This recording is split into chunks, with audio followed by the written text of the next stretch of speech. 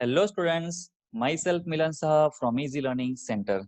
आज हम लोग 9 सीबीएसई इंग्लिश लिटरेचर की सप्लीमेंट्री बुक मोमेंट का chapter number 5 the happy Prince सीखेंगे। बहुत ही ब्यूटीफुल ये चैप्टर है और बहुत अच्छी तरीके से इसको लिखा गया है और बहुत सारी चीजें भी इसमें से सीखने को आपको मिलेगी। देखते हैं। द हैप्पी प्रिंस का मतलब होता है कि एक राजकुमार जो बहुत ही खुश है, हैप्पी है। देखते हैं इसमें कितना हैप्पी है। The happy Prince was a beautiful statue. एक स्टेच्यू है, ये स्टेच्यू की बात है। He was covered with gold. He had sapphires for eyes and a ruby in his sword. Why did he want to part with all the gold that he had and his precious stones? एक ऐसा ये statue है जो पूरा gold से cover है। He had sapphires for eyes. उसकी आंखों में सफायर लगे हुए हैं। ये जो आंख है वो सफायर की बनी हुई है। And a ruby in his sword. और उसके हाथ में है जो स्वॉर्ड, उसमें रूबी लगी हुई है। Why did he want to part with all the gold that he had and his precious stones? क्यों उसके पास जो precious stones से ये सब है और जो गोल्ड लगा हुआ है वो अलग करना चाहता है, उसके ऊपर ये स्टोरी है। High above the city on a tall column stood the statue of the happy prince. City में बहुत ही ऊंचे हिस्से में एक ऊंचे कॉलम के ऊपर, ये कॉलम है ऊंचा, उसके ऊपर हैप्पी प्रिंस का स्टेच्यू है। जैसे हमारे सरदार वल्लभ भाई पटेल का नर्मदा डैम के सामने बनाया है, वैसा ही ये स्टेच्यू है। He was gilded all over with thin leaves of fine gold. पूरा वो किससे गिल्डेड है, यानी कवर है गोल्ड से, अच्छी क्वालिटी के गोल्ड से ऊपर। For eyes he had two bright sapphires. और उसकी जो आंखें हैं उसमें दो ब्राइट सफायर है। And a large red ruby glowed on his sword hilt. और एक रेड कलर की बड़ी सी रूबी, ये देखो यहाँ पर है, दिख रही है ना, ये वो उसके तलवार के ऊपर है। One night there flew over the city a little swallow. ये बर्ड का नाम है swallow। माइग्रेटरी बर्ड बोलते हैं इसको, माइग्रेटरी है, एक जगह से दूसरी जगह वो जाता है। His friends, तो वो सिटी के ऊपर से उड़ रहा था। His friends had gone away to Egypt 6 weeks ago before. उसके जो दोस्त थे वो इजिप्ट ऑलरेडी जा चुके थे 6 वीक पहले, यानी 1.5 महीने पहले। But he had stayed then he decided to go to Egypt to.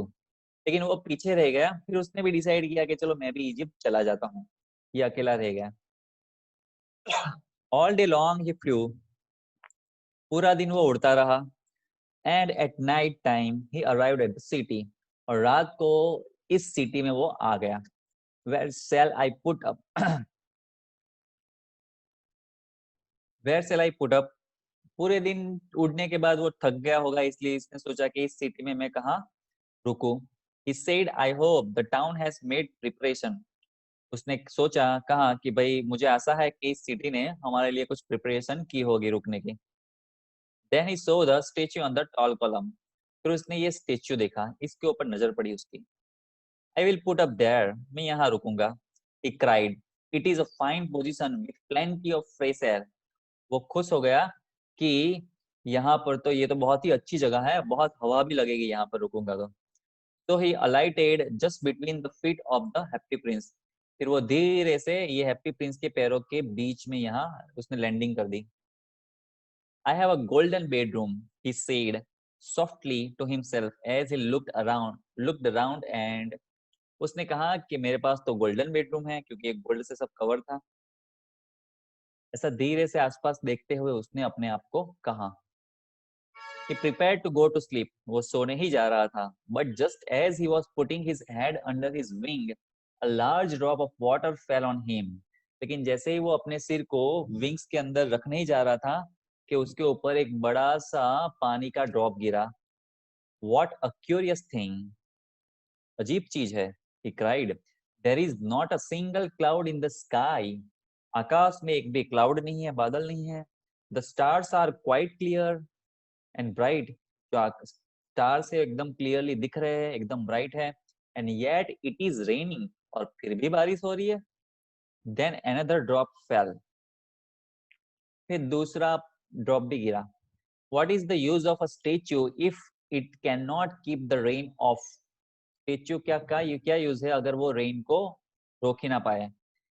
He said, I must look for a good chimney pot.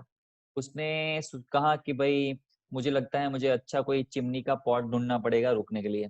And he determined to fly away, और वो उसने डिसाइड कर लिया कि यहाँ से अभी बस उड़ जाता हूँ। But before he had open his wings a third drop fail, लेकिन वो अपने विंग्स खोलता उससे पहले तीसरा ड्रॉप भी गिरा। And he looked up and saw, what did he see? और उसने ऊपर की ओर देखा, और उसने क्या देखा? eyes of the happy prince were filled with tears. जो हैप्पी प्रिंस था उसकी आंखें आंसू से भरी हुई थी। and tears were running down his golden cheeks. और जो टीयर है वो उसके गालों के ऊपर से पास हो रहे थे। his face was so beautiful in the moonlight that the little fellow was filled with pity. और ये जो हैप्पी प्रिंस है उसका फेस मूनलाइट के अंदर इतना अच्छा लग रहा है कि वो दया से भर गया। Who are you? He said. तुम कौन हो? उसने पूछा। I am the happy prince. मैं तो एक हैप्पी प्रिंस हूँ। Why are you weeping then? रो क्यों रहे हो? Asked the swallow. You have quite drenched me. तूने मुझे पूरा भिगो दिया। ये ड्रेंच वर्ड आपको लिखना रहेगा बराबर, ऑल इन वन में नहीं है तो। When I was alive and had a human heart. अगर तुम जिंदा हो ना, सॉरी वो अपने बारे में बोल रहा है, हैप्पी प्रिंस अपना इंट्रोडक्शन दे रहा है। When I was alive, जब मैं जिंदा था, and had a human heart, जब मेरे पास ह्यूमन हार्ट था, answered the statue, I did not know what tears were, for I lived in the palace where sorrow is not allowed to enter. तब मुझे ये नहीं पता था, जब मैं जिंदा था और मेरे पास ह्यूमन हार्ट था, तब मुझे ये नहीं पता था कि आंसू क्या होते हैं। मैं पैलेस में रहता था और वहां पैलेस में दुख को एंटर होने की परमिशन नहीं थी। My courtiers called me the happy prince. मेरे दरबारी मुझको हैप्पी प्रिंस कहते थे। And happy Indeed I was, और मैं सही में खुश था। तो आई लिव्ड एंड तो आई डाइड, और मैं जिया और मैं मर गया। हैप्पी जिया, हैप्पी मरा। And now that I am dead, they have set me up here so high that I can see the ugliness and all the misery of my city. फिर उन लोगों ने मुझे इस ऊंचाई पे यहाँ पर सेट कर दिया, मेरा स्टेच्यू बना के, और इस ऊंचाई से मैं पूरे सिटी की अगलीनेस और मिजरी, दुख देख सकता हूँ। मेरा जो पूरा राज्य है, सिटी है, उसका दुख और उसकी अगलीनेस में यहाँ से देख सकता हूँ। इतना ऊपर उन लोगों ने मुझे सेट कर दिया। एंड दो my heart is made of lead yet I can not choose but weep. अभी जो मेरा हार्ट है वो लीड का बना हुआ है, तो पछताने के अलावा अभी मैं कुछ कर नहीं सकता। What is he, what is he not solid gold? अभी स्वेलो पूछ रहा है, क्या ये सॉलिड गोल्ड से नहीं बना?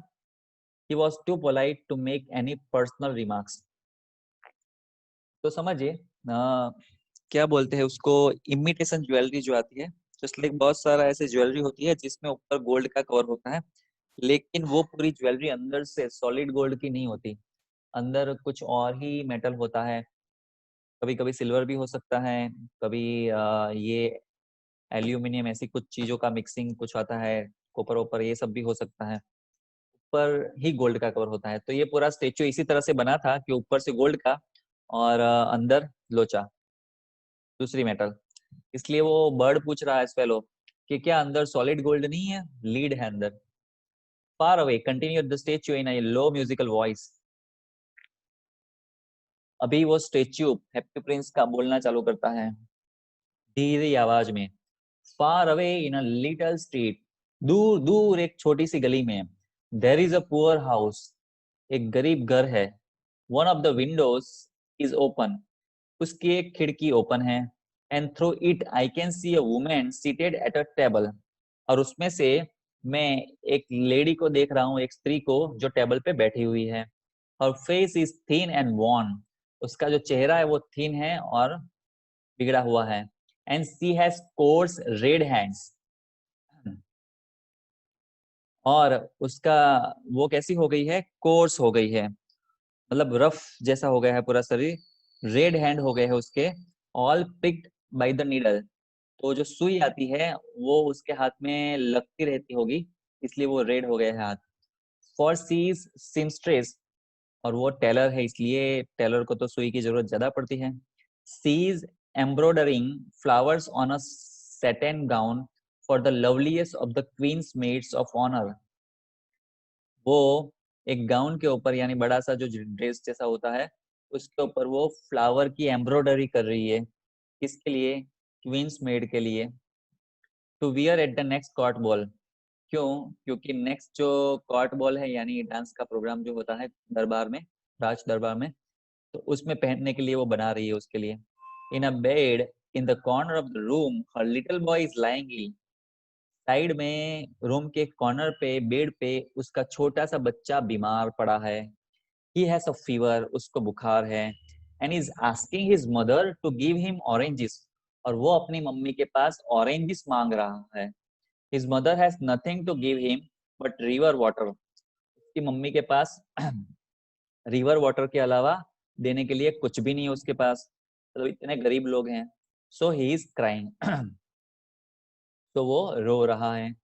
Swallow, swallow, the little swallow, will you not bring her the ruby out of my sword hilt? My feet are fastened to this pedestal and I cannot move. तो अभी हैप्पी प्रिंस रिक्वेस्ट कर रहा है swallow को कि swallow swallow, तुम मेरे जो स्वॉर्ड है उसमें से रूबी निकाल के उसको देने नहीं जाओगे? मेरे जो पैर है वो तो इस पेडेस्टल से, पेडेस्टल यानी जिसके ऊपर उसके पैर फिट किए हुए हैं, उसमें बंधे हुए हैं, तो मैं तो यहाँ से हिल नहीं सकता, तुम मेरे लिए ये लेके नहीं जाओगे? पूछ रहा है। तो देखिए यहाँ एक बात है, his mother has nothing to give him but river water. बच्चा मांग रहा है, बीमार है, ऑरेंजिस खाने के लिए, फ्रूट, लेकिन मम्मी के पास नदी के पानी के अलावा कुछ भी नहीं है। तो उस समय लोग नदी और तालाब में से पानी लेते थे जब ये स्टोरी लिखी गई थी, इसलिए नदी लिखा है, बाकी अभी तो नल में आ जाता है। समझिए, ये जो एक इस घर की कहानी जो लिखी है वो खाली इसी घर की कहानी है ऐसा नहीं है। भारत के आज भी कम से कम 80% से ज्यादा घर या लोग ऐसे हैं जो फ्रूट परचेस नहीं कर सकते। यानी 136 करोड़ की जो हमारी पॉपुलेशन है, उसमें से 110 करोड़ के आसपास पब्लिक ऐसी है जो फ्रूट परचेस आसानी से नहीं कर सकते। वो लोग रेगुलरली फ्रूट परचेस नहीं करते। ठीक है, कभी कभार कुछ ले लिया तो ले लिया, ऐसा है। इतनी पॉवर्टी आज भी हमारे यहाँ है। और कुछ दिन पहले, 4-5 दिन पहले ही न्यूज में आया था, I think India India TV पे ही था, कि जब से लॉकडाउन हुआ तब से हमारी गवर्नमेंट जो रेशन कार्ड की दुकान पे अनाज देती है उसके जरिए 80 करोड़ लोगों को खिला रही है। 136 करोड़ लोगों में से 80 करोड़ को गवर्नमेंट फ्री में अनाज दे रही है इतने महीने से। मतलब खाने के जो बेसिक व्हीट राइस ये सब चीजें हैं, दाल वाल, वो भी नहीं परचेस कर सकते। ऐसी हालत 80 करोड़ लोगों की हमारे देश में है। इतनी पॉवर्टी आज भी है। इसलिए जिन घरों के बच्चों को ये ऑरेंज एप्पल सब मिल जाते हैं उनके नखरे बहुत होते हैं, और जिनको खाना है उनको मिलता नहीं है, ऐसी हालत है। तो अगर आपको ये सब अच्छी चीजें मिली है तो ग्रेटिट्यूड फील करें एग्जिस्टेंस के प्रति, कि जो टॉप क्वालिटी के कुछ लोगों की लाइफ है जिनको ये सब मिलता है छोटे से, उसमें आपका नंबर है। आपको सिलेक्ट किया गया कि आपको ये मिले, बाकी लोग गरीबी में सड़ रहे हैं। I am waited for in Egypt, said the swallow. My friends are flying up and down the Nile and talking to the large lotus flowers. Soon they will go to sleep. उसने कहा कि Egypt में जाने के लिए मैं Egypt की wait कर रहा हूँ, और मेरे जो दोस्त थे वो नॉन स्टॉप नाइल नदी नदी पे उड़ के इजिप्ट की ओर पहुंचने की शायद उनकी तो तैयारी होगी। Soon they will go to sleep, और जल्दी ही वो लोग सो जाएंगे। ये सब ऐसा क्यों लिखा है, थोड़ा कंफ्यूजिंग है।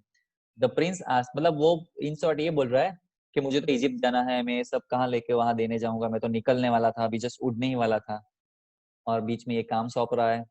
The prince ask the swallow to stay with him for one night and be his messenger. The boy is so thirsty and the mother so sad, he said. Prince जो है वो पूछ रहा है, प्रिंस आस्क्ड द स्वेलो कि तुम एक night मेरे साथ नहीं रुकोगे मेरे मैसेंजर बनने के लिए? जो लड़का दिख रहा है वो बहुत ही थ्रस्टी है, वो बहुत ही प्यासा है। अब मदर बहुत ही दुखी है, वो कुछ कर नहीं सकती क्योंकि पैसे नहीं है उसके पास। I don't think I like boys, answer the swallow, I want to go to Egypt. उसने कहा मुझे नहीं लगता कि मुझे बॉयज में इंटरेस्ट है, इस बॉयज में, मुझे तो इजिप्ट जाना है।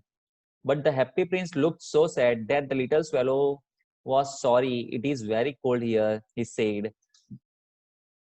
But he agreed to stay with him for one night and be his messenger. लेकिन जो हैप्पी प्रिंस था वो बहुत ही दुखी लग रहा था, इसलिए जो स्वेलो है वो भी दुखी हो गया कि यहाँ तो बहुत ही कोल्ड है। स्वेलो ने कहा यहाँ तो बहुत कोल्ड है आपकी सिटी में। But he agreed to stay, फिर भी वो रुकने के लिए तैयार हो गया एक नाइट के लिए और मैसेंजर बनने के लिए तैयार हो गया। Thank you little swallow, said the prince. Prince ने कहा thank you. The swallow picked out the great ruby from the prince sword and flew away with it in his beak over the roofs of the town. जो swallow है उसने जो sword है उसमें से Ruby निकाल लिया और फिर वो उड़ने लगा अपनी बिक में लेके, यानी चोंच में लेके, जो टाउन है उसके रूफ पर से। He passed by the cathedral tower, यानी चर्च का जो टावर होता है ऊंचा सा, उसके ऊपर से वो पास हो रहा है। अभी ये इस पैराग्राफ में ये है कि वो कहाँ कहाँ से पास हो रहा है उड़ के। Where the white marble angels were sculptured, cathedral tower के ऊपर से पास हो रहा है जहाँ व्हाइट मार्बल पे जो एंजल्स है वो स्कल्पचर यानी कार्विंग करके बनाते हैं ना वो मार्बल में से मंदिरों में, वो की गई है।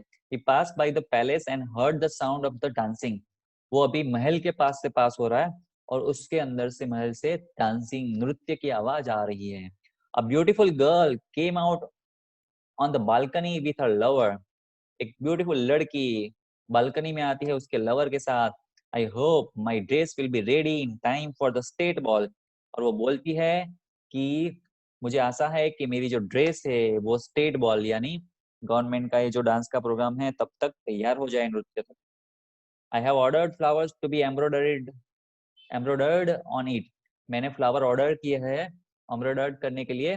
But the seamstresses are so lazy, लेकिन जो टेलर है वो बहुत ही लेजी है, जिसको मैंने दिया है उसको पता नहीं है कि टेलर लेजी नहीं है, उसका बच्चा बीमार है इसलिए वो काम नहीं कर पा रही है। He passed over the river, वो रिवर के ऊपर से पास होता है। And so the lanterns hanging on the mast of the ships, lanterns यानी फानस जिसको बोलते हैं, पहले के जमाने में ट्यूबलाइट नहीं थी तो फानस जलाते थे, तो वो शिप का जो टावर होता है टॉप उसके ऊपर लगाए हुए है वो देख रहा है। एट लास्ट, ये लैंटर्न का मीनिंग भी आपको लिखना है। At last he came to the poor woman's house and looked in, last में वो जो लेडी थी उसके घर पे आ जाता है और वो देखता है। The boy was tossing feverishly on his bed, जो बच्चा है वो बेड पे ताव से बुखार से जूझ रहा है। And the mother had fallen asleep, mummy सो गई है। सी वॉज सो टायर्ड, वो बहुत थक गई है। In the hope and laid the great ruby on the table beside the woman's thimble, in he hopped and laid the great ruby on the table beside the woman's thimble. Thimble यानी वो उंगलियों में पहनने का आता है जिससे हमें लगे ना, उंगलियों में सुई वुई ना लगे, ये सुई के साथ ज्यादा काम करती थी ना, उसको बोलते हैं थिम्बल। तो उसके बाजू में उसने टेबल पे ये रूबी रख दिया। Then he flew gently round the bed, fanning the boy's forehead with his wings. फिर वो बेड के ऊपर से जेंटली पास हो जाता है उड़ के और बॉय के फॉरहेड पे विंग से हवा डालता है थोड़ी। How cool I feel, said the boy, बच्चे ने कहा कितना कूल लग रहा है। I must be getting better, मैं अच्छा हो रहा हूँ। And he sank into a delicious slumber, और वो बहुत ही गहरी नींद में चला जाता है बच्चा।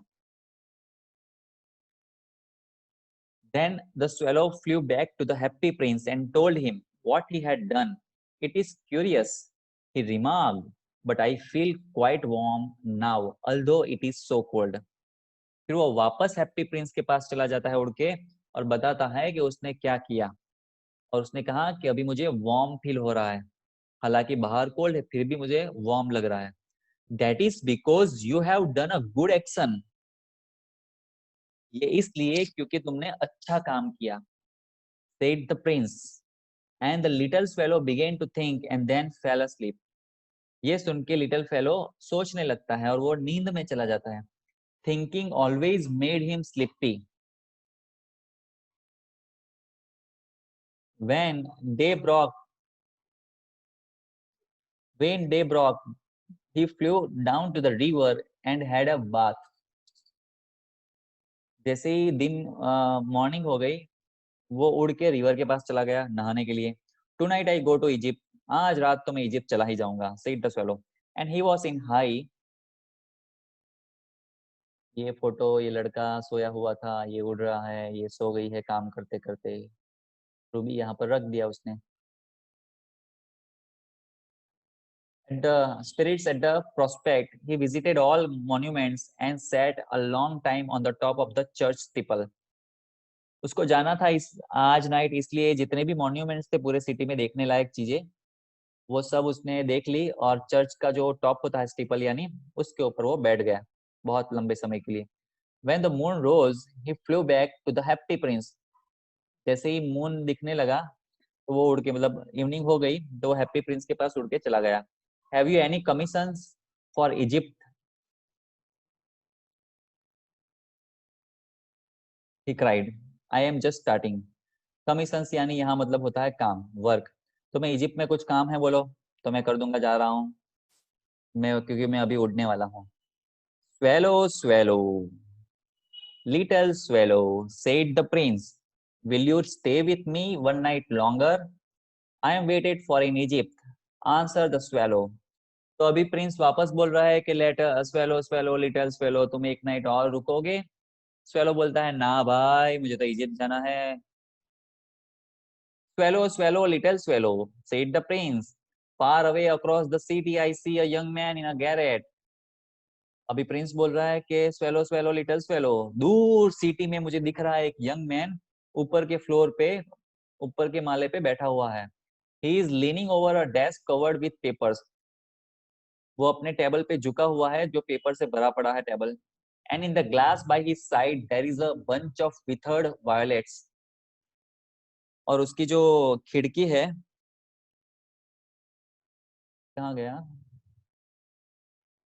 हाँ, और उसकी जो खिड़की का ग्लास है साइड में, वो वायलेट, विथर्ड विथ वायलेट्स यानी ब्लू पर्पल जो फ्लावर होते हैं उससे वो भरे हुए हैं। हिज हेयर इज ब्राउन, उसके जो हेयर है वो ब्राउन है। एंड क्रिस्प, हार्ड हो गए हैं। And his lips are red as pomegranate, और उसके जो लिप्स है वो पोमेग्रेनेट जैसे रेड हो गए हैं। And he has large and dreamy eyes, और की जो आंखें हैं वो लार्ज है और ड्रीमी है, मतलब उसमें सपने हैं। He is trying to finish a play for the director of the theatre, एक ड्रामा के लिए वो स्क्रिप्ट लिखने की ट्राई कर रहा है। But he is too old, too cold to write any more, लेकिन इतनी ठंडी है कि वो लिख नहीं सकता। There is no fire in the grate, जो वो आग जलाने का होता है ठंडे इलाकों में, वो घर में रहता है जिसमें लकड़ियां जलती रहती हैं तो घर में वार्म थोड़ा बना रहता है, तो उसको बोलते हैं great fire place. And hunger has made him फेंट, तो लकड़ियां उसके पास कुछ जलाने के लिए है नहीं फायर प्लेस में, और भूख से वो वीक हो गया है, मतलब बहुत गरीब है, एनर्जी नहीं बची, लकड़ी जलाने के लिए नहीं है, वार्म नहीं है एटमोसफियर, सो लिख लिख नहीं पा रहा है ड्रामा स्क्रिप्ट।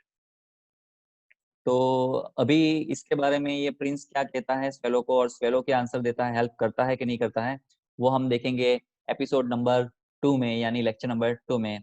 तब तक के लिए गुड बाय।